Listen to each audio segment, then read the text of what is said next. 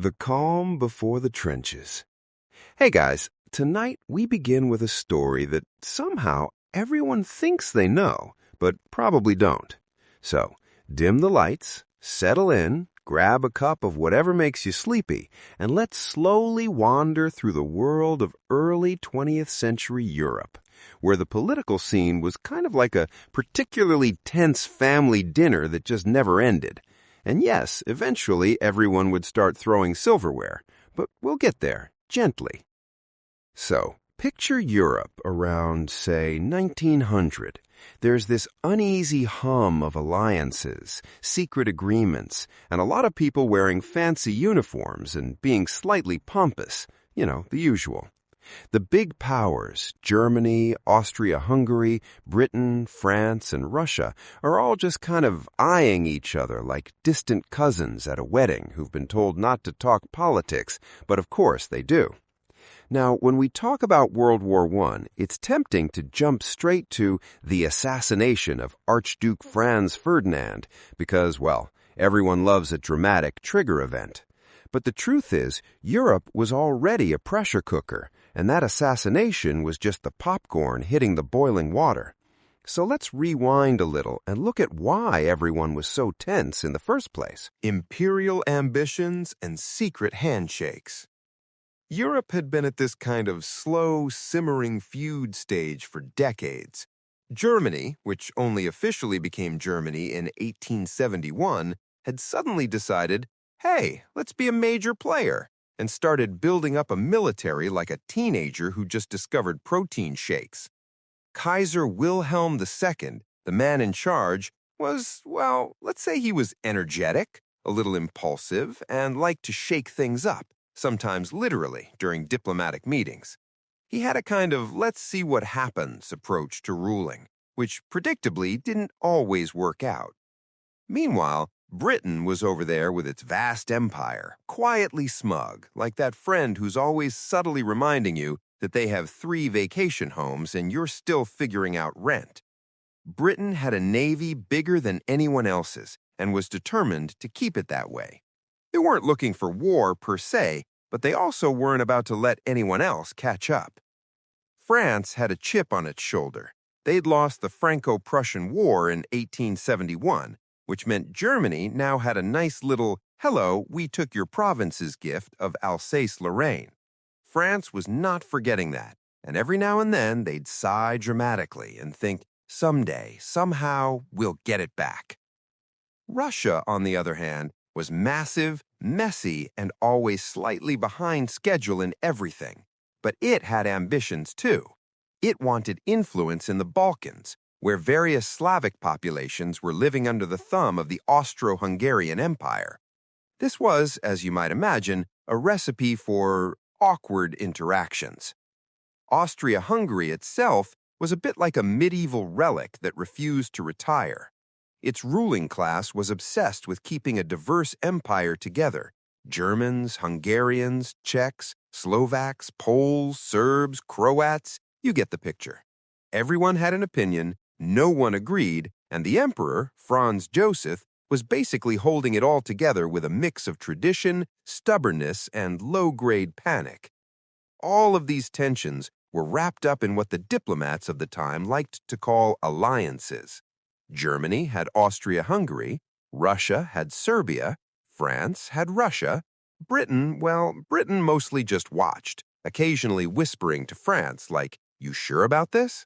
It was complicated, delicate, and probably the last thing you'd ever want to deal with at 2 a.m. Nationalism, because why not feel superior? One thing that really set the stage was nationalism. This is the idea that your country is, in fact, the best country, and everyone else is slightly incompetent or rude. In the early 1900s, nationalism wasn't just a bumper sticker, it was a full-time emotional occupation.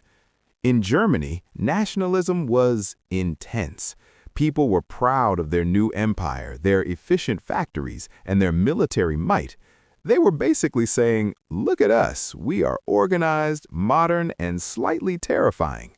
In France, nationalism was wrapped up in revenge, militarism, Because bigger guns are calming. Now, let's add a little militarism to this mix. Militarism is basically the idea that if you have bigger weapons and more soldiers than anyone else, you're probably safer, or at least you feel better about yourself. Germany was in full swing. They were building battleships, expanding their army, and giving lots of speeches about efficiency and discipline. It was impressive and slightly exhausting to watch. Austria-Hungary, not to be outdone, was also upgrading their forces, mostly because they could and because Franz Josef didn't want to be embarrassed at dinner parties. France and Britain kept pace, not necessarily because the assassination that everyone mentions. And here we are, finally, at the point where most history books like to start the story. June 28, 1914, in Sarajevo. Archduke Franz Ferdinand, heir to Austria-Hungary, was taking a leisurely drive through the city with his wife, Sophie. He was apparently very meticulous about protocol, probably insisted on having the best seat in the car, and generally looked like someone who enjoyed lists and mild discomfort. Sophie, on the other hand, was more lively and less impressed with endless ceremonial routines. Together, they made an interesting couple, one slightly stiff and one slightly adventurous. Enter Gavrilo Princip, a young man with nationalist ambitions and, frankly, poor timing. He shot both the Archduke and his... The dominoes decide to fall. So, the Archduke has been shot. Europe collectively inhales, and instead of exhaling like calm, reasonable adults, everyone reaches for their mobilization plans, because, of course, they do. Now, here's the important thing to understand. In 1914, war plans were not casual suggestions. They were not flexible outlines. They were extremely detailed timetables, train schedules, mobilization charts, color-coded maps. Once you started one, it was very hard to stop. Like winding up an antique clock and then realizing you forgot where you put it. Austria-Hungary, understandably upset, turned to Germany for reassurance. And Germany, led by Kaiser Wilhelm II, who was never known for underreacting, offered what historians now call the blank check, which sounds financial, but was actually existential. Germany basically told Austria-Hungary, do what you need to do, we've got your back. And they meant it, entirely, fully, no fine print. It was the diplomatic equivalent of saying, go ahead, text him, what's the worst that could happen? Austria-Hungary took this as encouragement. They drafted an ultimatum to Serbia that was, in polite historical terms, extremely demanding. It required Serbia to accept investigations conducted by Austrian officials inside Serbian territory, which is a bit like your neighbor demanding access to your kitchen because they suspect you borrowed sugar with malicious intent. Serbia actually accepted most of the demands. They bent, they negotiated, they tried very hard not to provoke a catastrophe. But not all of it. And that was enough. On July 28, 1914, Austria-Hungary declared war on Serbia. And that's when the gears really began to turn. Russia, self-appointed protector of Slavic nations and occasional enthusiast of grand gestures, felt compelled to act. Serbia was Slavic. Russia was Slavic. It was, emotionally speaking, a family matter. A very large, very heavily armed family. So Russia began mobilizing its army. Now, mobilization in 1914 wasn't subtle. You didn't quietly prepare troops in the background. You moved millions of men. You activated rail lines. You signaled to everyone watching that yes, something big was about to happen. Germany noticed. And Germany had a plan. It was called the Schlieffen Plan. which sounds almost charming, like a pastry or a polite German uncle. It was not. The Schlieffen Plan was Germany's strategy for fighting a two-front war. Because Germany assumed, probably correctly, that if it fought Russia, it would also fight Russia's ally, France. And fighting both at once is inconvenient. So the plan was simple in theory. Quickly defeat France in the west by sweeping through Belgium, then turn east and deal with Russia, who was expected to mobilize more slowly. Efficient, timed, precise. There was just one small complication. Belgium. Belgium was neutral, officially, internationally. Everyone had agreed to respect Belgian neutrality. Britain, in particular, had signed treaties promising to defend it. Germany knew this, and Germany decided to go through Belgium anyway, because the timetable demanded it. You can almost hear the ticking clock. When Russia continued mobilizing, Germany declared war on Russia on August 1st. 2 days later, Germany declared war on France. Then German troops entered Belgium. Britain watched this happen with the strained patience of someone who has repeatedly said, "Please don't make me get involved." And then Britain got involved. On August 4th, 1914, Britain declared war on Germany. And just like that, what had started as a regional dispute between Austria-Hungary and Serbia had become a continental war. Within days, Europe's great powers were all officially at war. It was surprisingly fast, almost awkwardly fast, like everyone had been waiting for permission. Now here's where things become quietly tragic. Across Europe, crowds gathered in city squares, in Berlin, in Paris. Mud, metal, and the slow realization. So, by late 1914, Europe had done something remarkable. It had taken a fast-moving war of maneuver and turned it into a very long argument conducted from holes in the ground. The trenches were not glamorous. They were not heroic in the way recruitment posters had suggested. They were damp, narrow, smelled faintly of earth and worse things, and they stretched stubbornly from the North Sea all the way down to Switzerland. Imagine that.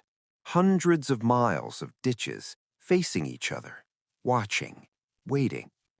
It was less of a war of sweeping charges and more of a prolonged staring contest with artillery. Life in the trenches settled into a rhythm, a dull, repetitive rhythm. Stand to at dawn, stand to at dusk, always prepared for attack during those half-light hours when visibility was poor and imagination was vivid. Soldiers repaired sandbags, drained water, wrote letters home in careful handwriting, often leaving out the more unpleasant details, because no one really wanted to describe trench foot in poetic language. Rats became constant companions. They grew large, comfortable, unbothered by shell fire. Lice were democratic in their affections. Mud was universal.